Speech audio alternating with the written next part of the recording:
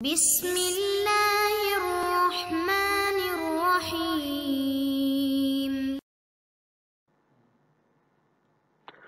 اعوذ باللہ من الشیطان الرجیم بسم اللہ الرحمن الرحیم وبہ نستعین۔ الحمدللہ ہماری گفتگو کفایت الاصول کے مقصد سابع میں ہے، اور مقصد سابع بھی جو ہے وہ اصول عملیہ کے بارے میں، اور اصول عملیہ میں سے ابھی ہم پہنچے ہیں استصحاب کی بحث میں۔ تو استصحاب کی تعریف آپ کی خدمت میں پیش کی، اور استصحاب کے بارے میں اقوال جو تھے وہ بھی آپ کے سامنے پیش کیے۔ پھر آخر میں مصنف صاحب نے فرمایا تھا کہ تمام اقوال کو ذکر کرنا، ان کے ادلہ کو ذکر کرنا، کیفیت استدلال کو ذکر کرنا، یہ بحث کے تطویل کا سبب ہے۔ اس لیے ہم اپنے نظریے کو پیش کریں گے اور اپنے نظریے کے دلیل بھی پیش کریں گے۔ تو مصنف صاحب نے کہا کہ ہماری نظر میں استصحاب حجت ہے، اور اس حجیت پر مصنف صاحب نے کہا کہ ہم دلیل پیش کریں گے۔ پہلی دلیل انہوں نے بناء عقلا پیش کی، جس پر کچھ اعتراضات تھے، اس کے جواب دیے، اور وہ الحمدللہ پوری ہو گئی۔ آج آپ انشاءاللہ وجہ ثانی، وجہ ثالث اور وجہ رابع میں سے ایک حدیث آپ پڑھیں گے۔ تو وجہ ثانی کیا ہے؟ فرماتے ہیں دلیل ثانی حجیت استصحاب پر یہ ہے کہ ایک چیز کا گزشتہ زمانے میں ثابت ہونا یہ سبب بنتا ہے کہ بعد میں بھی ہمیں اس کا ظن حاصل ہو۔ جب ظن حاصل ہو تو پھر ہم کہتے ہیں کہ بھائی ہم اسی ظن بالبقاء کی وجہ سے اس حکم پر جو ہے کیا وہ بنا رکھتے ہیں۔ پھر لازمی ہے جب یہ انہوں نے استدلال کیا ہے تو پھر اس پر بھی اعتراض تو کیا جائے گا، اور اعتراض کا پھر یقیناً مصنف صاحب جواب بھی دیں گے۔ تو یہ دوسری دلیل تھی۔ اور تیسری دلیل جو ہے وہ اجماع کی دعویٰ کرتے ہیں کہ استصحاب حجت ہے۔ خوب فرماتے استصحاب کے حجیت پر یہ جو آپ نے اجماع کو بیان کیا ہے، یہ اجماع کون سے فقیہ نے بیان کیا ہے، کیا ہے؟ فرماتے بھائی فی الحال تو ہمیں اجماع کا جو ہے کیا ہے آپ لفظ اپنے ذہن میں رکھیں کہ ادلہ اربع میں سے دوسری دلیل جو ہے کہ وہ اجماع ہے، اور تیسری دلیل۔ اور چوتھی دلیل جو ہے کیا ہے؟ فرماتے ہیں اصل اہم دلیل وہی ہے، وہ حدیث ہے۔ حدیث کہیں یا احادیث کہیں، اور احادیث واحد سے ان کا درجہ اوپر ہے، متواتر سے کم ہے، اخبار مستفیضہ کے نام سے ہیں۔ ان میں سے ایک روایت زرارہ صاحب نے نقل کی امام سے کہ کسی مرد کو نیند آ جاتی ہے اور وہ وضو پر تھا، کیا جناب ہلکا سا جھٹکا نیند کا یا دو جھٹکے نیند کے، ٹھیک ہے، جس کو فارسی میں چرت بولتے ہیں اور عربی میں خفقہ، یہ وضو کا سبب بنے گے یا نہیں؟ تو امام علیہ السلام نے اس کو کہا کہ کبھی کبھی آنکھ سو جاتی ہے لیکن دل نہیں سوتا اور کان بھی نہیں سوتا۔ جب آنکھ سو جائے اور کان اور دل نہ سوئے، پھر تو جب آنکھ بھی سو جائے، کان بھی سو جائے، دل بھی سو جائے، پھر تو وضو واجب ہے۔ لیکن امام علیہ السلام کو اس نے کہا کہ اگر اس کے پہلو میں کوئی چیز متحرک ہوتی ہے، حرکت کرتی ہے، وہ نہیں جانتا، تو امام نے فرمایا کہ دیکھیں یہ تینوں چیزیں اگر سو گئی ہیں تو وضو کرے گا، ورنہ وضو نہیں کرے گا۔ پھر آخر میں امام علیہ السلام نے فرمایا کہ شک کی صورت میں وضو نہیں کرے گا، کیوں؟ فَإِنَّهُ عَلَى يَقِينٍ مِّنْ وُضُوئِهِ، اس لیے کہ اس کو یقین تھا کہ میں حالت وضو میں ہوں، اور تم اپنی یقین کو شک کے ذریعے نہیں توڑو۔ تو اب اس حدیث سے بھی ہمیں یہ پتہ چلتا ہے کہ بھائی استصحاب ہمارے لیے حجت ہے۔ تو ابھی ہم چلتے ہیں وجہ ثانی، دوسری وجہ یا الدلیل الثانی، دوسری دلیل کس کی؟ ادلہ حجیت استصحاب کی۔ فرماتے ان ثبوت فی السابق، بتحقیق ایک چیز کا سابق زمانے میں ثابت ہونا، موجب یہ سبب بنتا ہے، لظن بہی کہ ہمیں ظن حاصل ہو جائے اسی چیز کا فی اللاحق بعد والے زمانے میں۔ خوب، اب یہ تو انہوں نے جو کیا استدلال پیش کیا، فرماتے وفی ہے، ہمیں اس آپ کے اس استدلال میں اشکال ہے۔ استدلال میں اشکال پہلا یہ کہ سابق میں ثابت ہونا کون کہتا ہے ظن کا سبب بنتا ہے؟ ہم کہتے ہیں ظن کا سبب نہیں بنتا۔ کیوں؟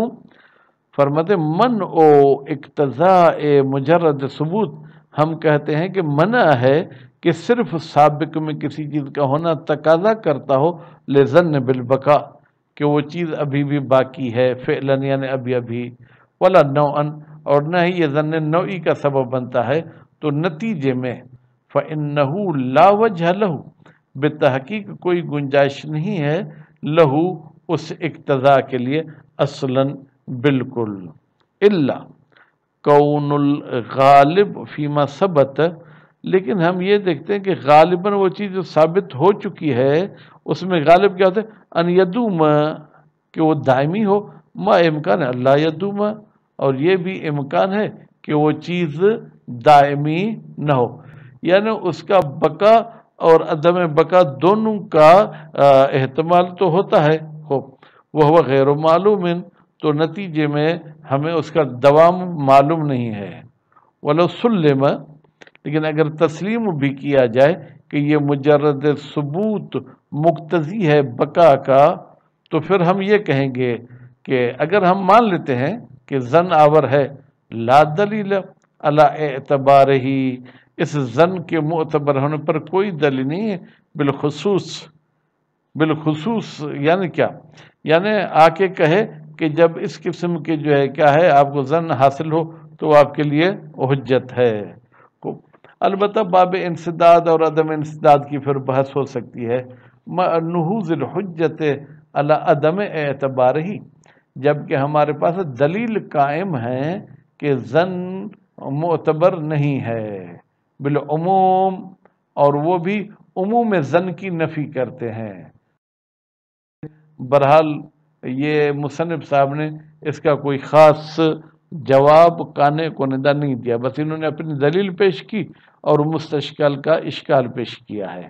الوجہ ثالث، تیسرا دلیل یا تیسری دلیل حجیت استثناء پر دعوی الاجماع علیہ، دعویٰ کی گئی ہے کہ اجماع قائم ہوا ہے اس استثناء پر، کما ان المبادی، مبادی الاصول، ٹھیک ہے، یہ کتاب کا نام ہے، جیسے کہ اس کتاب میں یہ چیز موجود ہے، حیث قال، جبکہ صاحب مبادی نے فرمایا الاستصحاب حجت، بتحقیق نہیں، استصحاب حجت ہے، بتحقیق تو کوئی لفظ تحقیق نہیں ہے، لاجماع الفقہاء، اس لیے کہ فقہاء نے اجماع کیا ہے کس پر؟ علی انہ متی حصل حکم، بتحقیق شان یہ ہے کہ جب کوئی حکم حاصل ہو، کب؟ زمان سابق میں، ثم وقع شک ہو، پھر شک واقع ہو، فی انہ طرأ ما یزیلہ، آیا کوئی ایسی چیز عارض ہوئی ہے جو اس کو ختم کر لے، ام لا، یا کوئی ایسی چیز نہیں آئی ہے، وجب الحکم، تو واجب ہے حکم کرنا، بے بقائہ ہی، اس حکم کے بقا کا، علی ما کان اولا، جیسے وہ پہلے تھا۔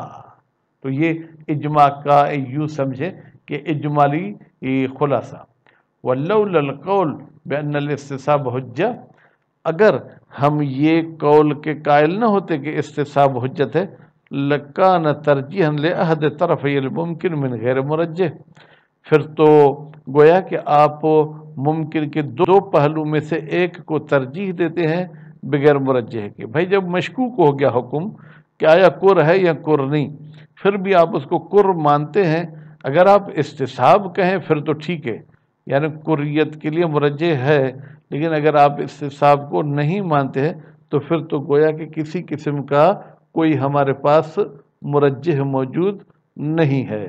خوب، اب یہاں پر کیا ہو گیا؟ فرماتے ہیں کہ ان کا کلام جو ہے کیا ہے وہ ختم ہو گیا، ان کی بحث یہاں پر ختم ہو گئی۔ وقد نقل، اور نقل کیا گیا ہے. کیا چیز نقل کی گئی ہے؟ فرماتے ہیں یہی دلیل ان غیر ہی ایزن، مبادی کے علاوہ دوسرے علماء سے بھی انتہا، کلام ختم ہو گیا مبادی کا. وفی ہے.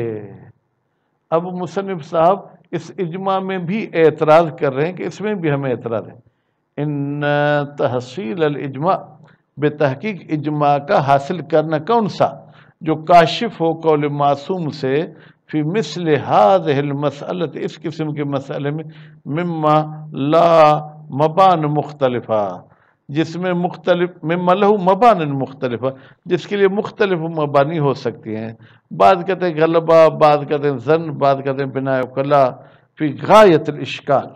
یعنی اجماع کا حاصل ہونا انتہائی مشکل ہے. ولو مع الاتفاق، مع الاتفاق کا مطلب کیا ہے؟ اگرچہ ہم کہیں کہ تمام علماء متفق ہیں، پھر بھی اجماع کاشف حاصل ہو یہ مشکل ہے. فضلاً اما اذا لم یکن، اتفاق کی صورت میں بھی کاشف نہیں ہوگا تو اذا لم یکن، یکن میں ایک ضمیر ہے جو اتفاق کی طرف جاتی ہے، جب اتفاق نہیں ہوگا تو یہ اجماع کاشف نہیں ہو سکتا ہے. وکان، اور ہو جائے گی یہ اجماع کی دعویٰ، مع الخلاف من المعظم، جبکہ اکثر علماء مخالف ہیں استصحاب کے، حیث ذہبوا الی عدم حجیت ہی، وہ گئے ہیں کہ یہ استصحاب حجت نہیں ہے مطلقہ، نہ موضوعات میں ہے نہ احکام میں. او فی الجملہ، یہاں کہتے ہیں کہ بھائی فی الجملہ ہم اس کو نہیں مانتے ہیں. وَنَقْلُهُ مَهُونٌ جِدًّا لِذَلِكَ، تو پھر اجماع کا نقل کرنا انتہائی سست ہے، لذالک، اس بات کی وجہ سے کہ یہ کاشف نہیں ہے. وَلَوْ قِيلَ بِحُجِّيَتِهِ، اور اگر کہا جائے کہ اجماع منقول حجت بھی ہے، لولا ذالک، لیکن کیا کریں کہ اختلاف بزرگان یہ سبب بنتا ہے کہ ہم اس کو نہ مانیں. تیسری دلیل بھی ختم ہو گئی. الوجہ رابع، چوتھی دلیل حجیت استصحاب پر. وَهُوَ الْعُمْدَةُ فِي الْبَابِ، کہتے ہیں یہی چوتھی دلیل عمدہ ہے اس باب میں. الاخبار المستفیضہ، وہ احادیث مستفیضہ ہیں، منہا، ان احادیث میں سے ایک صحیحۃ زرارہ، جناب زرارہ صاحب کی روایت صحیحہ ہے. خوب، تو زرارہ صاحب کیا فرماتے ہیں؟ قال، زرارہ کہتا ہے، قلت لہو، میں نے کہا امام کو، الرجل ینام، ایک مرد سو جاتا ہے، وہ علی وضوء، در حالی کہ وہ وضو کی حالت میں تھا، ایوجب الخفقۃ والخفقتان علیہ الوضوء، کیا اس پر ایک نیند کا جھٹکا یا دو جھٹکے کی وجہ سے وضو واجب ہو جاتا ہے یا وضو واجب نہیں ہو جاتا؟ خوب، اب اس نے ینام کہا، اس کا تو مطلب نیند ہے. کہتے نہیں نہیں، یہ ینام سے مراد جو ہے کیا ہے؟ ایسے آنکھ لگ جانا، نیند کی معنی میں نہیں ہے. یا مثلا جو ہے کیا ہے، وہ نیند والی حالت ہو جانا. خوب، قالت، تو امام نے فرمایا، یا زرارہ، اے زرارہ، قد تنام العین، کبھی کبھی آنکھ سوتی ہے لیکن دل اور کان نہیں سوتے. وَإِذَا نَامَتِ الْعَيْنُ وَالْأُذُنُ وَالْقَلْبُ، جب یہ تینوں چیزیں سو گئیں، جب تینوں چیزوں کو نیند آ گئی، فقد وجب الوضو، پھر تو وضو واجب ہو جائے گا. قل، تو میں نے امام کو کہا، فَإِنْ حَرَّكَ فِي جَنْبِهِ شَيْءٌ، اگر اس کی سائیڈ میں کوئی چیز جو ہے کیا ہے وہ حرکت کرتی ہے، خوب، تو پھر کیا ہوگا؟ وَهُوَ لَا يَعْلَمُ، اور وہ شخص نہیں جانتا کہ کوئی چیز میرے ارد گرد حرکت بھی کرتی ہے یا حرکت نہیں کرتی، تو کیا یہ دلیل ہے کہ اس کو نیند آ گئی؟ قال، امام نے فرمایا، لا، نہیں، یہ بھی نیند کی دلیل نہیں ہے. حتی یستیقن، یہاں تک اس شخص کو یقین ہو جائے، کس کا؟ انہو قد نام، کہ یہ شخص سو گیا تھا.